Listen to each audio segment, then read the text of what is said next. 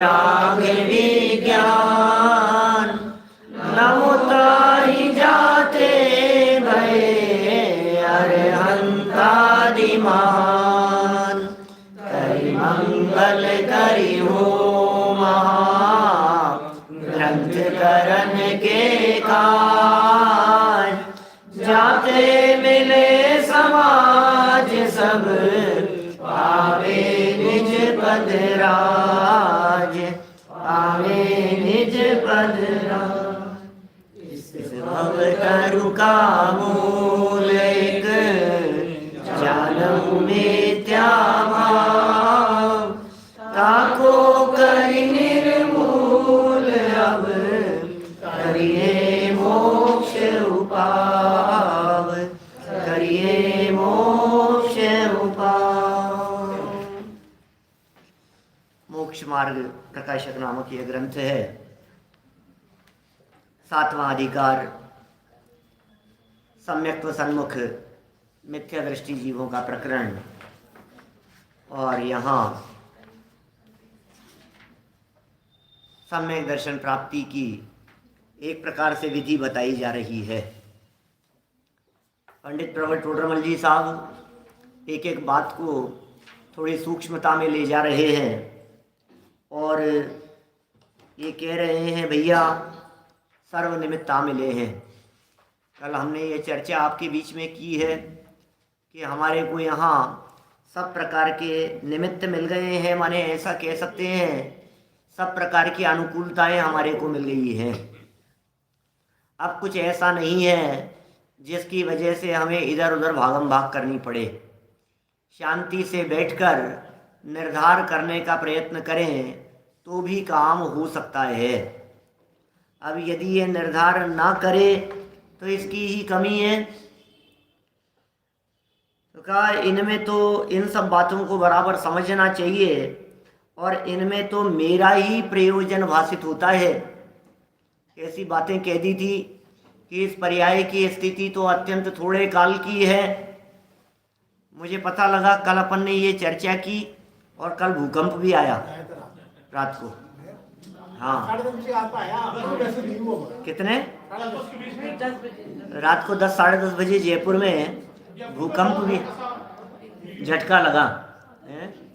तो मेरा कहने का मतलब ये है कि हम जो चर्चा कर रहे थे कि भैया स्थिति बहुत नाजुक है और क्या पता किसका काल कब आ जाए, समय कब पूरा हो जाए, हमें पता नहीं। दिल्ली में भी आया था, जयपुर में भी आया।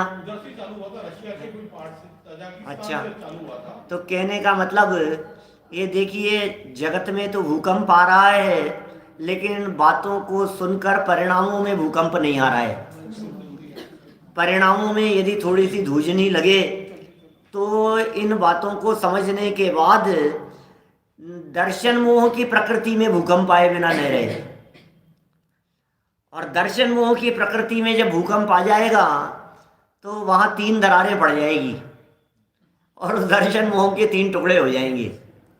और दर्शन मोह के 3 टुकड़े हुए और समझ लो अपना तो काम हो गया और क्या चाहिए अपने।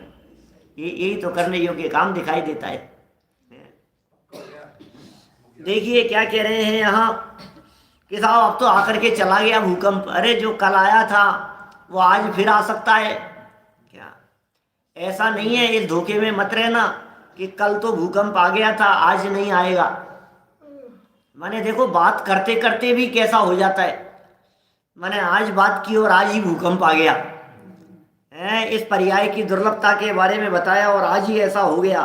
भैया मुझे तो इन बातों की खबर ही नहीं है कि इसकी स्थिति थोड़े काल की बची है।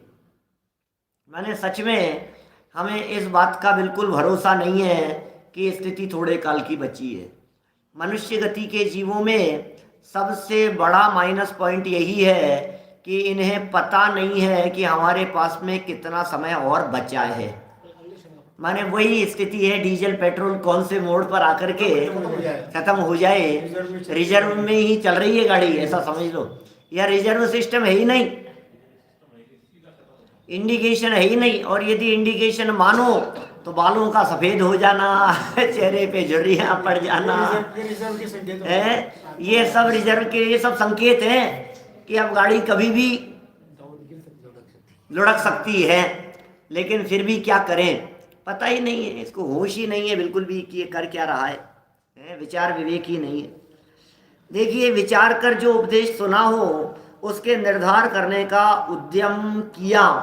अब ये उद्यम क्या होता है, निर्धार करने के लिए किया जाने वाला प्रयत्न क्या होता है, उसे यहाँ समझा रहे हैं। बहुत सुंदर और मार्मिक विधि है। सम्यक्त्व सन्मुख मिथ्या दृष्टि जीव जिस प्रक्रिया से गुजरता है, क्या लो कोटा की सूचना की अभी भूकंप आया था, अब देखो आप अपने तो कल रात को आया है, कह रहे हैं अभी भूकंप आया है। अब ये तो स्थितियां कैसी हो जाती है अचानक, और एक बार झटके लगना शुरू हुआ तो फिर चलिए कोई बात नहीं, अब तो आगे बढ़ते हैं, अपन बोनस में जी रहे हैं सब लोग। 257 नंबर पेज देखिए, अंतिम पंक्तियां हैं। निर्णय करने के लिए क्या कह रहे हैं यहाँ, निर्धार माने होता है निर्णय। निर्णय कैसे करें, माने मुझे ऐसा लगता है कि टोडरमल जी ने अपने लाइफ के आधार पर अपना अनुभव सुन करके या देख करके ये बातें लिखी होगी। एक तो ये हो सकती है बात। दूसरा, जगत में जो भी जीव सम्यक दर्शन प्राप्त करते होंगे उन सभी सम्यक दर्शन प्राप्त करने वाले इसका मतलब सम्यक तो सन्मुख है ना भाई। जो जीव सम्यक दर्शन प्राप्त करते हैं या सम्यक दर्शन प्राप्त करने वाले हैं वे सभी जीव सम्यक तो सन्मुख हैं। उन जीवों के सम्यक दर्शन के पहले क्या प्रक्रिया चलती है, आखिर प्रोसेस भी तो होगा कि नहीं। यदि समझ लीजिए आपको मकान बनाना है तो मकान बनने के जस्ट पहले उसका उद्घाटन होगा। उद्घाटन होने के पहले उसके कलर वगैरह डलेंगे, कलर वगैरह होंगे, और उसके पहले दीवारें खड़ी होगी, और दीवारें खड़ी होने के पहले नींव बनेगी, ढांचा होगा, ढांचा होने के पहले नींव डलेगी, और नींव डलने के पहले नक्शा बनेगा। तो आखिर इस पूरी प्रक्रिया से, इस पूरे दौर से गुजरने के बाद ही तो वो मकान में शिफ्ट होंगे। आप नया बनाए तो ये पूरी प्रक्रिया इस तरह से गुजरी है ना। अब कह रहे हैं सम्यक दर्शन रूपी भवन का यदि निर्माण हुआ है तो उस सम्यक दर्शन होने के पहले कौन सी प्रक्रिया से गुजरा जाता है। यदि आप उस प्रक्रिया से नहीं गुजरेंगे तो सम्यक दर्शन की प्राप्ति भूल जाओ आप, नहीं होगी। इसका मतलब सम्यक दर्शन की प्राप्ति के लिए प्रयत्नशील लोगों के लिए ये प्रकरण कितना महत्वपूर्ण है। सम्यक तो सन्मुख मिथ्या दृष्टि का प्रकरण हर व्यक्ति को गहराई से विचार करना चाहिए। हर आत्मार्थी व्यक्ति को, मोक्ष मार्ग में आगे बढ़ने वाले हर व्यक्ति के हृदय में ये बात आनी चाहिए, मैं किस स्टेप तक पहुंच गया, ये सम्यक दर्शन कौन सी प्रक्रिया से होकर के गुजरता है, मुझे इन बातों का निर्णय करना है। तो देखें जरा 257 पेज, अंतिम 3 लाइनें। वहाँ कहाँ, जहाँ निर्धार करने का उद्यम किया वहाँ का अर्थ कोई मंदिर में, वहाँ का अर्थ कोई तीर्थ क्षेत्र में, वहाँ का अर्थ कहीं किसी दूसरे आयोजन में, वहाँ का अर्थ आपके घर में, ऐसा नहीं है। वहाँ शब्द क्षेत्र सूचक नहीं है, वहाँ शब्द परिस्थिति सूचक है। उस परिस्थिति में, कौन सी परिस्थिति में कि उपदेश सुना, उसके निर्धार करने का उद्यम किया। ये जो ऊपर वाली लाइन थी कि इनमें मेरा ही प्रयोजन भाषित होता है, इसलिए अब कदम बढ़े, तो ये क्या कदम बढ़ाने हैं अपने को कि साहब मेरा ही प्रयोजन भाषित होता है, कदम बढ़ाओ। कि कदम बढ़ाने का मतलब उठना नहीं है और चलना नहीं है, निर्धार करने का उद्यम किया। वहाँ उस उद्यम में नंबर फर्स्ट उद्देश्य नहीं है, ध्यान दीजिएगा। उद्देश्य माने तो होता है प्रयोजन, उद्देश्य, आपका क्या उद्देश्य है? एम, लक्ष्य। आपका क्या उद्देश्य है, आप क्या करना चाहते हैं, वो तो होता है उद्देश्य। यहाँ उद्देश्य शब्द नहीं है, यहाँ है उद्देश्य। उद्देश्य नहीं, उद्देश्य। सेकंड पॉइंट है लक्षण निर्देश, लक्षणों की बात। और थर्ड पॉइंट है परीक्षा द्वारा उनका निर्धार होता है। किनका निर्धार होता है? कि हितकारी अहितकारी भावों का निर्धार होता है, प्रयोजनभूत मोक्ष मार्ग का निर्धार होता है, जीवादि तत्वों का निर्धार होता है, निज पर का निर्धार होता है। कैसे निर्धार होता है? कि इन तीन बातों से। ये स्टेप है अपनी लाइफ में देखना। मैं सारे नए लोगों से कहना चाहता हूँ, जो नए नए लोग जुड़े हैं, जो नए नए लोग इन बातों को अभी पहली पहली बार सुन रहे हैं, समझ रहे हैं, मैं उनसे कहना चाहता हूँ आप इनमें जरा तीन बातों को देखिए। नंबर 1 उद्देश्य, नंबर 2 लक्षण निर्देश, और नंबर 3 परीक्षा। इनसे होगा निर्धार, इनसे होगा निर्णय। ये निर्णय इस तीन प्रक्रिया से होकर के गुजरता है। इसलिए पहले क्या करें? बोले साहब उद्देश्य क्या चीज है ये समझाओ। उद्देश्य क्या है? सात्विक तीन बातें याद रखनी है, उद्देश्य, लक्षण निर्देश और परीक्षा। इन तीन बातों को याद कीजिए। तो उद्देश्य माने क्या है? सबसे पहले तो उनके नाम सीखे, वह उद्देश्य हुआ। क्या पहले नंबर पर क्या काम करना है? नाम सीखे, वो उद्देश्य हुआ। तो नाम सीखे कि नहीं सीखे? जिन जीवों ने अभी तक अपनी लाइफ में 7 तत्वों के नाम नहीं सीखे हैं, 6 द्रव्यों के नाम जिन्हें पता नहीं है, हम उनसे कह रहे हैं सबसे पहले तो आप 6 द्रव्य 7 तत्व के नाम सीखो। अरे क्या दम है, क्या क्या काम करना है, में क्या फर्क पड़ता है? नहीं भाई साहब, आप इनके नामों को जानिए। सेकंड स्टेप बनता है नाम के साथ साथ में उनके लक्षणों को जानिए। माने नाम याद करने की भी कितनी अहमियत है। ये कहते हैं मुझे क्या करना है नाम याद करके, मैं क्या करूंगा याद करके? कि नहीं, सब फर्स्ट स्टेप है याद करो। 47 शक्तियों के नाम याद करो। हम क्या करेंगे साहब? अरे याद वाद करने में क्या, याद तो भाव समझ लो। नहीं, याद करो। अरे यार आप बिना मतलब की चीज में मत उलझाओ। पंडित जी आप तो सुनाते हो, हम सुनते हैं, अच्छा लगता है, बस फिर उठ करके अपना काम कर लेते हैं। अपन अपने को बस सुनना अच्छा लगता है। अरे सुनने से काम नहीं चलेगा, थोड़ी मेहनत करनी पड़ेगी। मैं नहीं समझता हूं कि सभा में ऐसे लोग भी होंगे जिन्हें 7 तत्व 6 द्रव्य के नाम याद नहीं हो। क्या ये तो सबको याद होंगे। मैंने एक चीज और बता दी है, 47 शक्तियों के नाम भी याद करने हैं, 9 तत्व के नाम भी याद होने चाहिए। कर लिए क्या? हैं? बहुत बढ़िया, सबको होने चाहिए। क्या चावड़ा जी साहब? क्या सबको याद होने चाहिए? 6 द्रव्य, 7 तत्व, 5 पाप, 4 कषाय, 7 व्यसन, ये सब मोटी मोटी चीजें हैं। 14 गुणस्थान, 11 प्रतिमाएं, इन सब के नाम हमारे को मोटा मोटा पता होना चाहिए। 4 गतियां, 8 कर्म, ये तो पता हो अपने को। बंधन, 4 प्रकार का बंधन, प्रकृति, प्रदेश, स्थिति, अनुभाग। अरे भाई पहला काम है नाम याद करो, पहला काम है बच्चों को ये सब बातें याद कराओ। अरे क्या होता है इससे, क्या होता है कि नहीं नहीं बहुत जरूरी है, इन्हें गिनती याद कराओ। क्या कैसे गिनती याद कराओ? 1 क्या क्या चीजें हैं हमारे यहाँ जैन शासन में, 2 क्या क्या हैं वो सब याद कराओ। संसारिणो मुक्ताश्च संसारिण स्त्रस स्थावरः, ये 2 क्या क्या हैं वो याद कराओ। 3 क्या क्या हैं? रत्नत्रय, सम्यक दर्शन, सम्यक ज्ञान, सम्यक चारित्र। आपको पता है इन सब शब्दों को याद करना क्यों जरूरी है? कि जब आगे प्रकरण चलेगा, जब विषय चलेगा, जब बातों को समझा और समझाया जाएगा, तब वो शब्द सुने हुए होंगे, तब भाव भाषण होने के चांस हैं।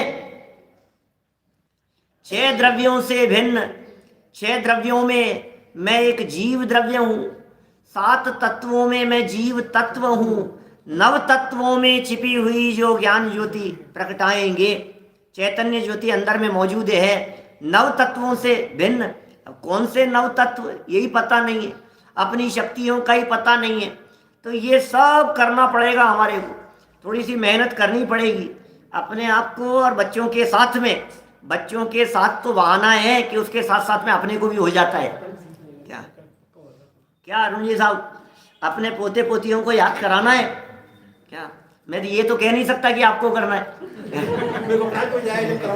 तो आप उनको याद कराएंगे तो अपने आप, ये पहला स्टेप है। माने सम्यक दर्शन तो हर व्यक्ति कह रहा है सम्यक दर्शन हो जाए, मोक्ष मार्ग शुरू हो जाए, लेकिन ये पहला स्टेप है, नाम सीखे, ये हो गया उद्देश्य।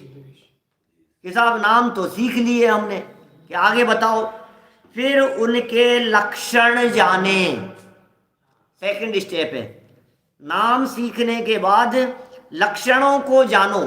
जैसे हमने नाम सीखे, जीव, पुद्गल, धर्म, अधर्म, आकाश, काल, ये हमने नाम सीख लिए। अब नाम सीखने के बाद में सेकंड स्टेप है, इनके लक्षण जानो कि जीव का लक्षण क्या है,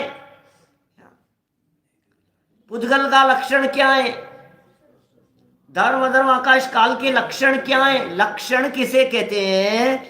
जो पहचान के चिन्ह हो उन्हें लक्षण कहा जाता है। व्यावृत्तिर हेतु लक्षणम, अन्य वस्तुओं से उस वस्तु को पृथक करने वाले पहचान के चिन्ह उन्हें लक्षण कहते हैं। लक्षण लक्षणाभास वाला पाठ पढ़ाया था आपको, लगभग 2-2.5 साल हो गए। क्या लक्षण लक्षणाभास तत्वज्ञान पाठमाला में हमने पढ़ा था। इसलिए मैं कहता हूँ वो जो बालबोध वाली जो सीरीज है, बालबोध 1, 2, 3, वीतराग विज्ञान 1, 2, 3 और तत्वज्ञान 1, 2, इन 8 भागों को बहुत बराबर अच्छे से पढ़ो, नोट्स बनाओ, याद करो, तैयार करो, तब जाकर के बेस तैयार होगा हमारा। क्या तो क्या हुआ, लक्षण जान लिए कि साहब सुनो, मैं कितना गोरा हूं, अरे मैं कितना काला हो गया। तो ये कह रहे हैं कि तुमने जो लक्षण जाने थे ना, एक बार देखो तो सही, ये गोरापन और कालापन किसका लक्षण है? कि गोरापन और कालापन तो पुद्गल का लक्षण है, और मैं कौन हूं? कि मैं तो जीव हूं। तो जीव में गोरापन और कालापन होता है क्या? कि नहीं होता है। इसका मतलब जो गोरा है वो मैं नहीं हूं, जो काला है वो मैं नहीं हूं। समझ में आ रही है बात? ये सम्यक दर्शन की प्रक्रिया के लिए ये स्टेप बतला रहे हैं। क्या माने नाम सीखे, और ये जरूरी है। कोई व्यक्ति ये कहे अरे जब होना होगा तब हो जाए, ऐसा नहीं है।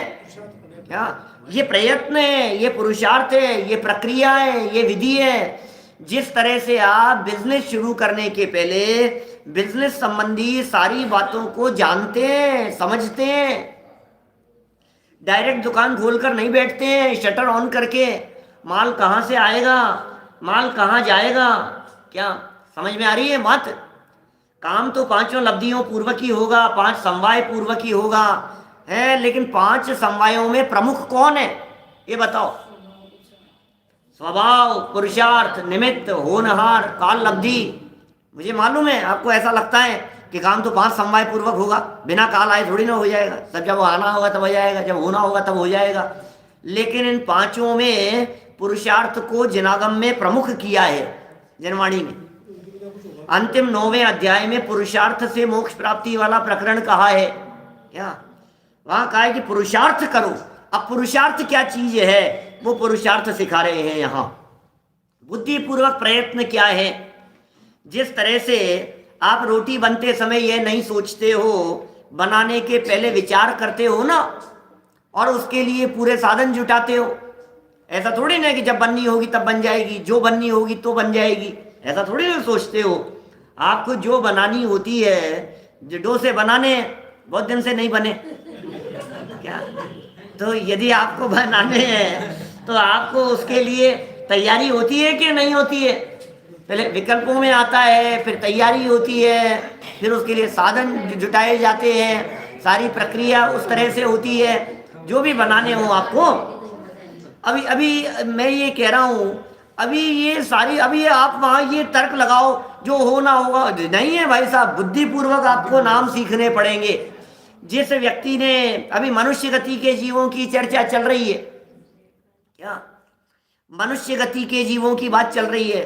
क्योंकि मुझे मालूम है जब ऐसे सम्यक दर्शन की प्रक्रिया और विधि की बात चलती है तो आप बहुत सारे लोग ये कह देते हैं कि त्रियंच गति के जीवों ने कौन से नाम सीखे। पंडित जी, आपकी बाल बोध उनको भी पढ़ाई थी क्या? नरक में कौन पढ़ाता है? 7 तत्वों के नाम कौन नरक में जाकर के याद कराता है? 6 द्रव्यों के नाम वहां कौन जाकर के याद कराएगा?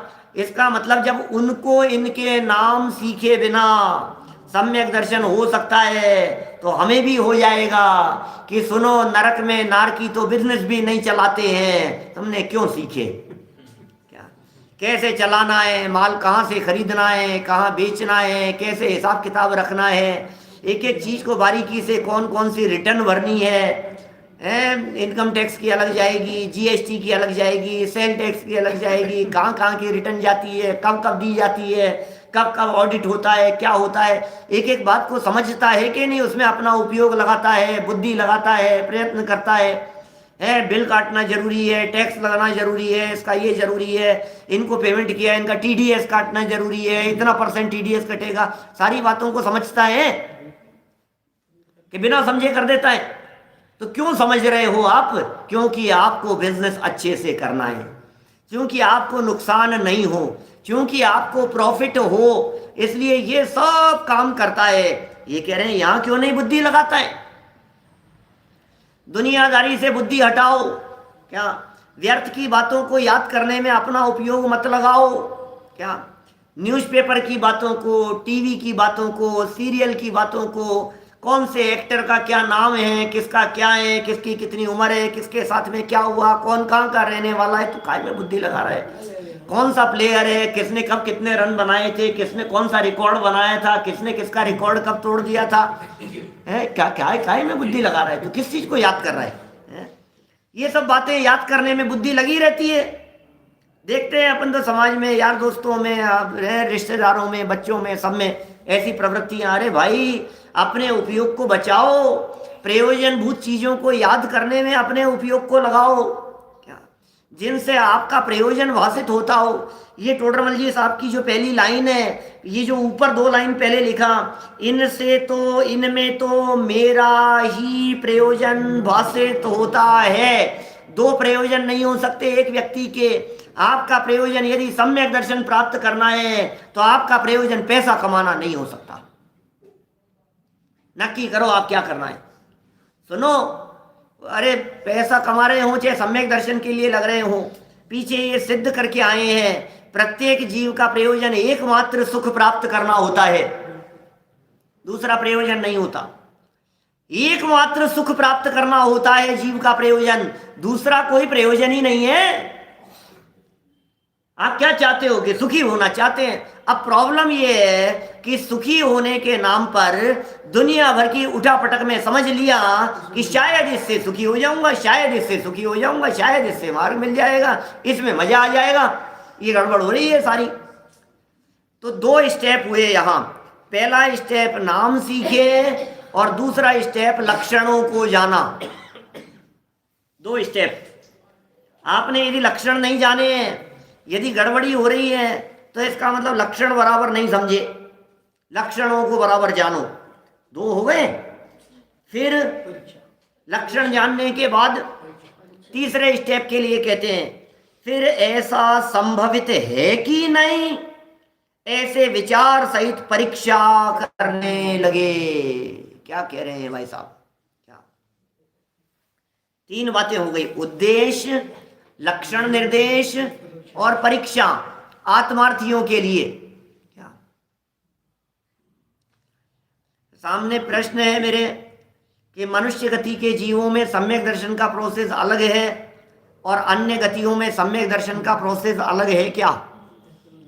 देखिए, बात ऐसी है जो वास्तविक स्थिति है, जो दर्शन मोहनी कर्म के उपशम क्षेक्षोपशम आदि की जो प्रक्रिया है, जो करणानुयोग की विवक्षा में सम्यक्त्व की प्रक्रिया है, अंतरकरण की प्रक्रिया, उपशमकरण अंतरकरण विधान जो कहे हैं, वो सारी प्रक्रिया तो चतुर्गति के जीवों में एक समान ही होती है। प्रथमोपशम सम्यक्त्व की जो विधि बतलाई गई है वो चतुर्गति के जीवों में एक समान ही होती है, उसमें कोई फर्क नहीं है। लेकिन फिर भी क्या मनुष्य गति के जीवों में क्योंकि बुद्धि ज़्यादा है ना, क्या इसलिए क्या करें, तो बोले प्रक्रिया विधि ढंग से बतलाइए। इसलिए समझ लिए ऐसा कह सकते हैं, नरक में सम्यक दर्शन की प्राप्ति की जो प्रक्रिया है उसमें पूर्व की देशना काम आती है। तिर्यंच गति के जीवों को सम्यक दर्शन में भी पूर्व की देशना काम आ रही है, कदाचित सामने कोई उपदेशदाता दिखे। देवगति के जीवों में भी भोगों की प्रमुखता है। यहाँ ये कह रहे हैं जिस तरह से लौकिक पढ़ाई पढ़ता है उस तरह से इस पढ़ाई को भी पढ़ो। जिस तरह से लौकिक में सब बातों को समझने में बुद्धि लगाते हैं उसी प्रकार यहाँ भी बुद्धि लगाओ। अरे भाई सैनी पंचेंद्री हुए हैं, इतनी बुद्धि प्राप्त हुई है, तो इस बुद्धि को जिनवाणी से हटाकर आखिर लगाएंगे कहाँ? क्या ये तो बताओ।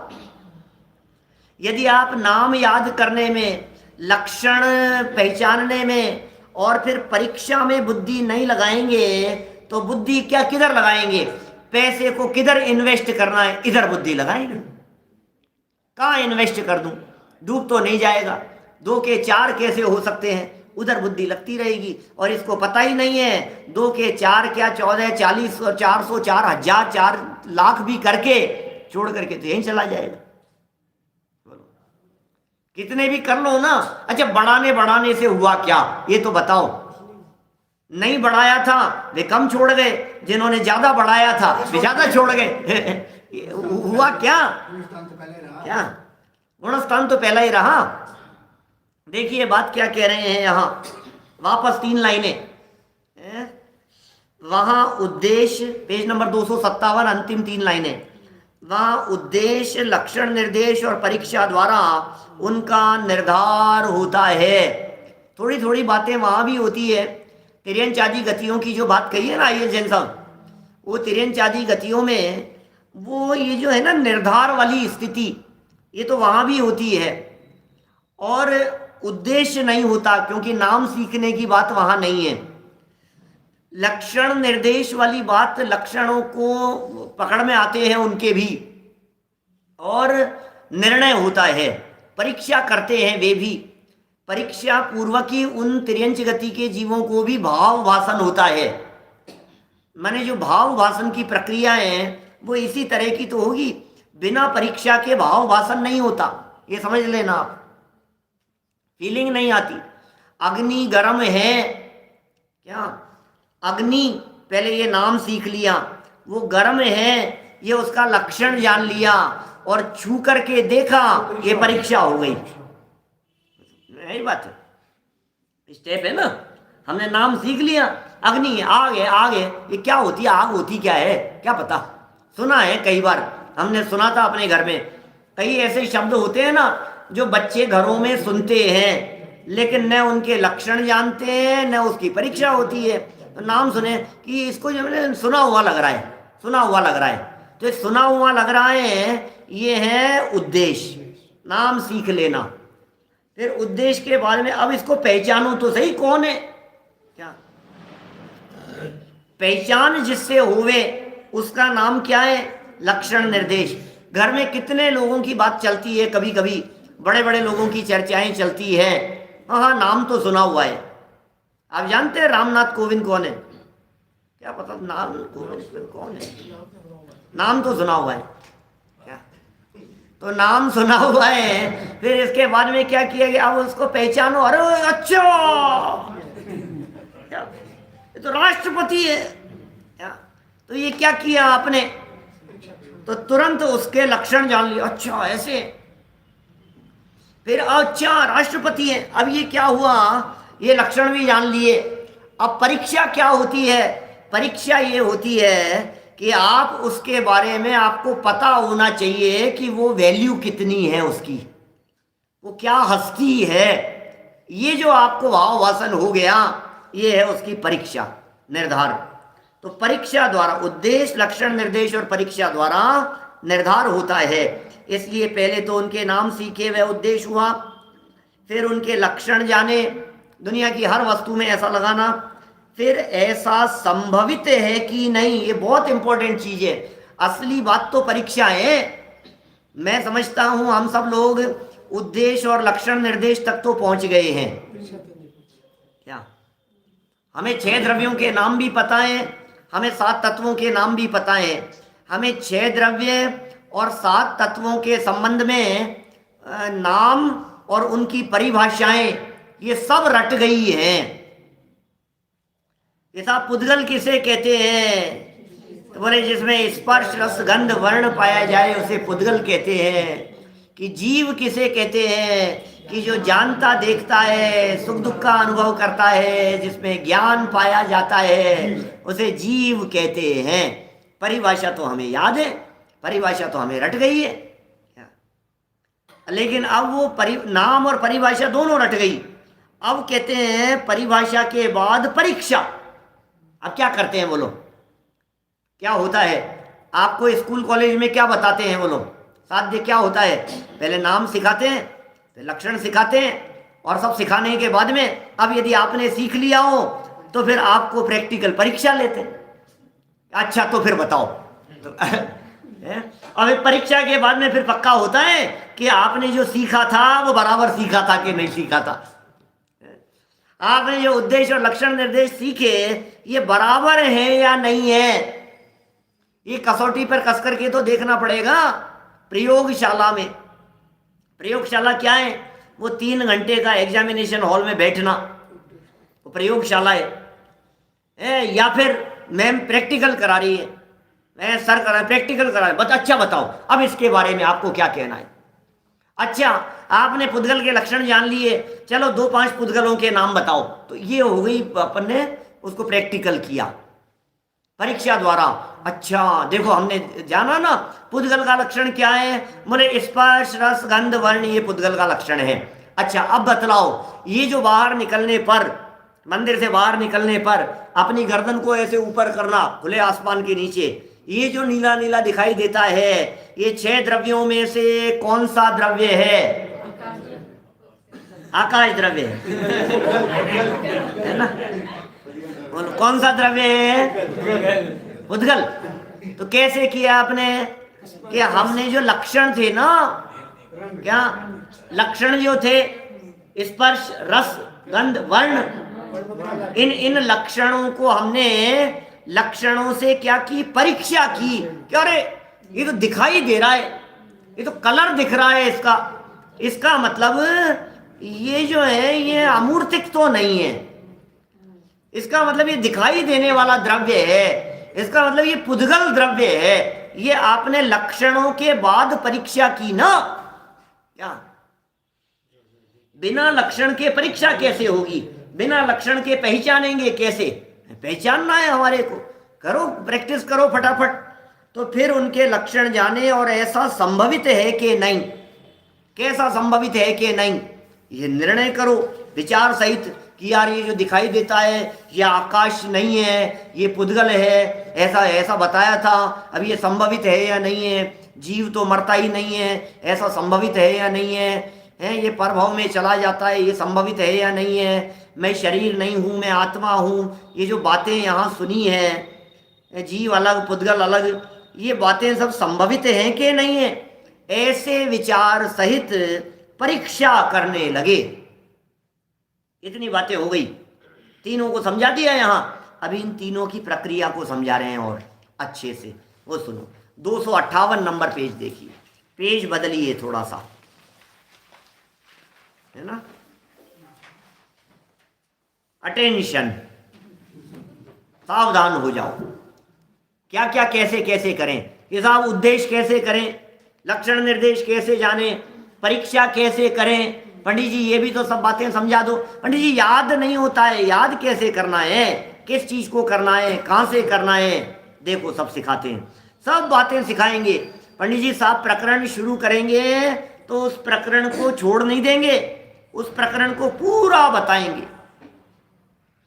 258 पेज पहली लाइन क्या कह रहे हैं, वहां नाम सीख लेना और लक्षण जान लेना ये दोनों तो उपदेश के अनुसार होते हैं, जैसा उपदेश दिया हो वैसा याद कर लेना। इसका मतलब इन दो चीजों में बुद्धि नहीं लगाना, इन दो चीजों में माथा नहीं मारना। शास्त्र में लिखा है, टीचर ने पढ़ाया है, पंडित जी ने कही थी, ये शब्द हमने सुन लिए, नाम जान लिए, और फिर ये बतलाया था इसका लक्षण ये होता है, जान लिया। ये जो आकुलता है ना, ये आकुलता आश्रम का लक्षण है। अच्छा आकुलता में आश्रम, हाँ जी बिल्कुल। तो ये कैसे पहचाना आपने, दुख का लक्षण आकुलता होता है, निराकुलता सुख का लक्षण होता है। तो ये तो परिभाषाएं रटा दी, बात रटा दी। पाप किसे कहते हैं, कषाय किसे कहते हैं, जो आत्मा को कसे अर्थात दुख दे उसे कषाय कहते हैं। परिभाषा तो रटा दी, बिल्कुल रटना, परिभाषाएं हूबहू रटना है, इनमें कोई दिमाग नहीं लगाना, कोई बुद्धि नहीं लगानी, कुछ नहीं करना है। जैसा जैसा कहा गया है वैसा वैसा रटते चले जाओ। अरे साहब रटने से नहीं, रटनी पड़ेगी आपको, रटनी पड़ेगी। समझ में आ रही है बात। बीच में कुछ पद्धति इस तरह की चलने लग गई थी शिक्षा पद्धति में, रटाओ मत समझाओ, रटो मत समझो। लेकिन अभी फिर टेक्नोलॉजी में टेक्निक बदल रही है, ऐसा चल रहा है। जो एक्सपर्ट लोग हैं वे कहते हैं कि आप समझो तो सही लेकिन रटो, ये जरूरी है। आपने आपसे पूछा पाप किसे कहते हैं और समझ भी लिया आपने, फिर जब आपको लिखना है तो आपने जो समझा था वो लिखा तो काम नहीं चलेगा, जो रटा है वो लिखना पड़ेगा। समझ में आ रही है बात। आपको बिल्कुल बुकिश लैंग्वेज जो है वही आपको रटनी पड़ेगी, वही परिभाषा आपको याद करनी पड़ेगी। जीव के बारे में आपने जो समझ लिया है उससे काम नहीं चलेगा कि साहब हमने समझ लिया जीव के बारे में, कि सुनो पहले परिभाषा याद करो फिर उसके बाद में समझ भी लो उसको। लेकिन समझी हुई चीज लिखोगे तो तुम क्या लिखोगे, आत्मा कभी मरती नहीं है, आत्मा तो अमूर्तिक होती है, आत्मा तो दिखाई नहीं देती है, हजार हमारे ये लिखोगे तुम बातें, नंबर मिलेगा 0। समझ में आ रही है बात। बिल्कुल पक्की होनी चाहिए परिभाषा, माने परिभाषा के अंदर नो कॉम्प्रोमाइज। क्या परिभाषा के अंदर बिल्कुल जो है सो है, बस खत्म बात।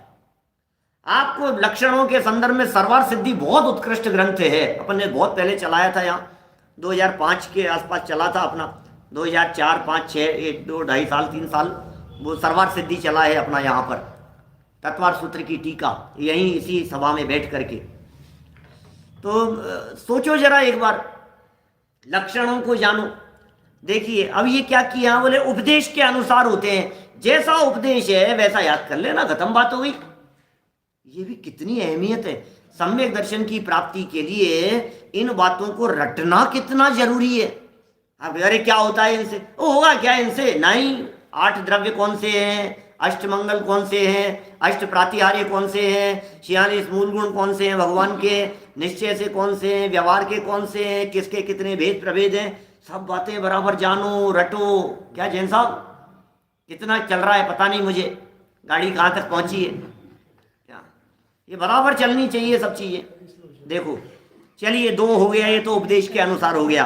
अब तीसरे पर चलते हैं आगे। तथा परीक्षा करने में अपना विवेक चाहिए। इसका मतलब उद्देश्य लक्षण निर्देश में विवेक नहीं चाहिए था, वहां बुद्धि मत लगाओ। नाम सीखने में और परिभाषाएं याद करने में उपयोग मत लगाओ, बुद्धि मत लगाओ। जो जैसा कहा है उपदेश के अनुसार याद कर लेना। तथा परीक्षा करने में अपना विवेक चाहिए। क्या विवेक चाहिए परीक्षा करने में। सो विवेक पूर्वक एकांत में, अब ये परीक्षा एकांत में होती है, बिल्कुल एकांत में होती है परीक्षा। परीक्षा सामूहिक नहीं होती कि नहीं साहब 50 लोगों की एक साथ हुई, नहीं, सबकी अपनी अपनी कॉपी है, इधर दूसरे की तरफ झांक नहीं सकता। गैप से बैठाते हैं, डिस्टेंस बराबर सोशल डिस्टेंसिंग का पालन करते हैं परीक्षा के काल में। तो बराबर दूरी दूरी विवेक पूर्वक एकांत में, क्या एकांत में अपने उपयोग में विचार करे। ये परीक्षा कैसे होती है वो बता रहे हैं। एकांत में विचार करे कि जैसा उपदेश दिया वैसे ही है या अन्यथा है। बोलो क्या करें? एकांत में बैठ करके सोचो, जैसा उपदेश दिया वैसा ही है या कुछ और है। वहां अनुमान आदि प्रमाण से बराबर समझे, अथवा उपदेश तो ऐसा है और ऐसा न माने तो ऐसा होगा, सो इनमें प्रबल युक्ति कौन है और निर्बल युक्ति कौन है? जो प्रबल भाषित हो उसे सत्य जाने। क्या कह रहे हैं?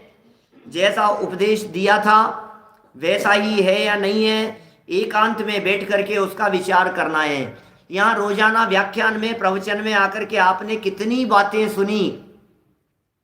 एक द्रव्य दूसरे द्रव्य का कर्ता धर्ता नहीं है। प्रत्येक व्यक्ति को अपने अपने ही कर्म का फल मिलता है, उसमें भी कर्म का कर्तृत्व नहीं है सब द्रव्य स्वतंत्र जगत में, कोई न किसी का काम करे। ये बात हमने क्या की? उपदेश में सुनी साहब। विषयों में सुख नहीं है, धन में, पैसे में, भाई ये जगत के आडंबरों में आनंद नहीं है, उसमें सुख नहीं है। ये बातें हमने सुनी है। क्या पैसे में सुख नहीं है? पहले सुना, फिर लक्षण बतलाया। बोले पैसा पुद्गल है और सुख नाम का गुण जीव का है, इसलिए सिद्ध होता है कि पैसे में सुख नाम का गुण न होने से पैसे में सुख नहीं है, क्योंकि वो पुद्गल है। अब ये सुन तो लिया, रट भी लिया, दिमाग में भी आ गया। अब एकांत में बैठकर अब विचार करो कि ये ऐसा ही है या नहीं। जो उपदेश दिया गया था वो ऐसा ही है या नहीं। जितेंद्र जी साहब क्या कह रहे हैं? ये कह रहे हैं निर्णय तो विचार करने पर होगा, असली काम तो विचार करना है, सुनना नहीं। और साहब मैं तो 6 साल से सुन रहा हूं, कि मैं तो 16 साल से सुन रहा हूं, मुझे तो 26 साल 36 साल हो गए सुनते सुनते, 40 साल से बराबर आ रहा हूं यहाँ प्रवचन सुनने के लिए। ये सुन तो रहे हो, 40 साल से सुन रहे हो, लेकिन 40 मिनट भी विचार किया गया? सुना तो, सुन तो 40 साल से रहे हो, लेकिन 40 मिनट का विचार केवल ज्ञान प्रकट कर देता है। क्या 60 साल से सुनते सुनते भी काम नहीं हुआ? क्यों नहीं हुआ? काम होने के लिए 60 साल नहीं चाहिए। अमृत चंद्राचार्य कहते हैं 6 महीने का अभ्यास पर्याप्त है। 2 घड़ी में काम हो सकता है, बस 2 घड़ी निजनाथ के नजदीक तो आओ और अपनी प्रभुता देख लो, बाहर ना भरमाओ। 2 घड़ी निजनाथ के नजदीक में आओ,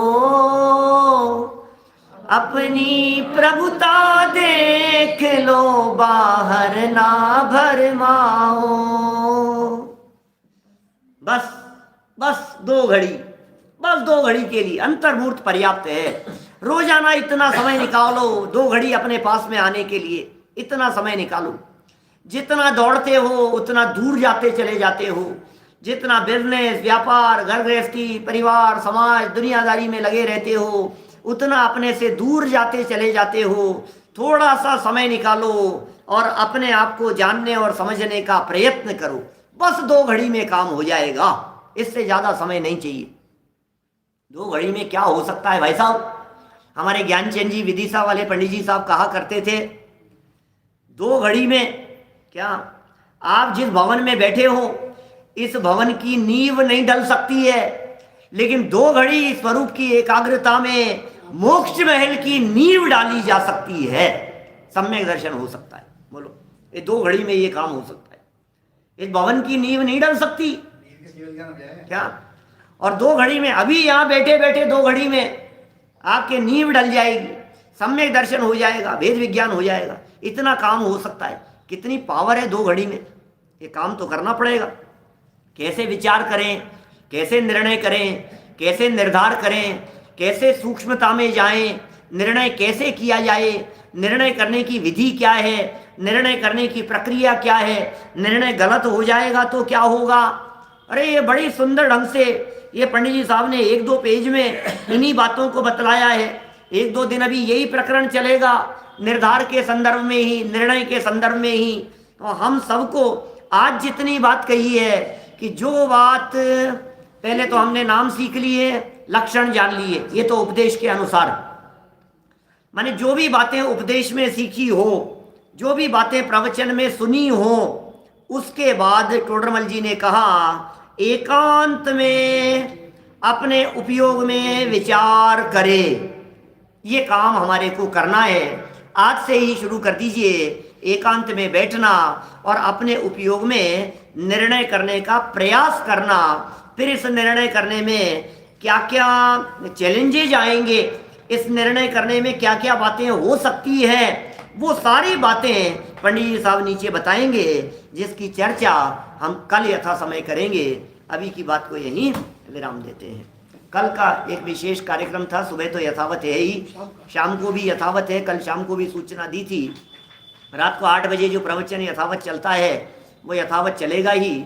9 बजे से एक आचार्य कुंद जन्म दिवस के अवसर पर, कल संडे है इस वजह से रात को 9 बजे यहीं यूट्यूब पर आपके लाइव आप सुन सकेंगे। इंटरनेशनल प्रोग्राम है, उसमें 6 मुख्य वक्ता लोग हैं। एक वक्ता है समझ लीजिए आप अमेरिका से, एक है यूके से, एक है कनाडा से, एक वक्ता है स्विट्जरलैंड से, एक है न्यूजीलैंड से, एक है नैरोबी से। तो 6 मुख्य वक्ता अलग अलग देशों से हैं और एक हम यहाँ इंडिया से रहेंगे ही। तो ये बहुत अच्छा कार्यक्रम आचार्य कुंद के संबंध में, उनका जीवन दर्शन आदि रात को 9 बजे शुरू होगा, सभी देशों के समय को अनुकूल रखते हुए। तो रात का प्रवचन तो 8 बजे यथावत है ही, 9 बजे ये विशेष कार्यक्रम है। आप लाभ लेवें और औरों को भी सूचित करें।